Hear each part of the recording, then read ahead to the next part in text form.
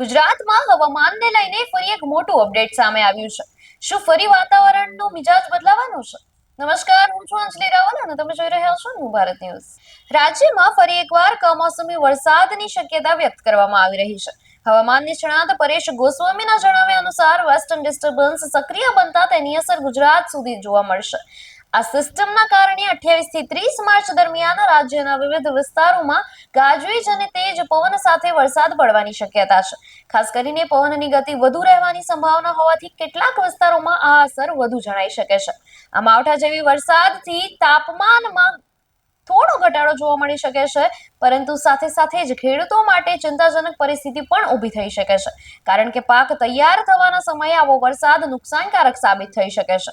હાલ તંત્ર અને હવામાન વિભાગ સ્થિતિ પર નજર રાખી રહ્યા છે અને લોકોને પણ સાવચેતી રાખવા માટે સૂચના આપવામાં આવી રહી છે।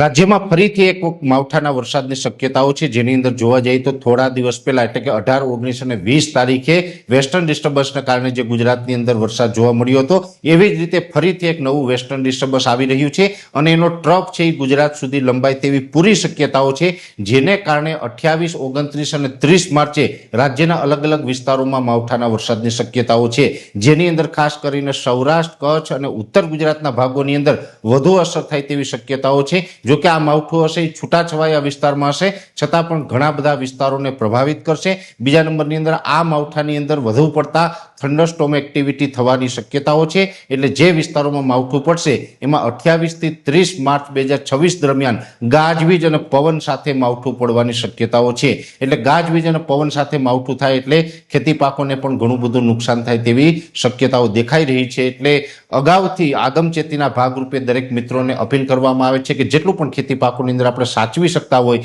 એટલું સાચવી લેવાનું, કેમ કે એક વેસ્ટર્ન ડિસ્ટર્બન્સ પસાર થવાનું છે ને એનો ટ્રફ ફરીથી ગુજરાત સુધી લંબાશે। અત્યારે આપણે ઉનાળો ચાલી રહ્યો છે, ગરમીનો માહોલ છે, એટલે 700 HPA લેવલે આ ટ્રફને કારણે એક અસ્થિરતા બનશે અને આ અસ્થિરતા છે 28, 29, 30 માર્ચમાં ગાજવીજ અને પવન સાથે વરસાદના રૂપમાં અસર કરવાની છે, જેની દરેક મિત્રોએ નોંધ લેવી।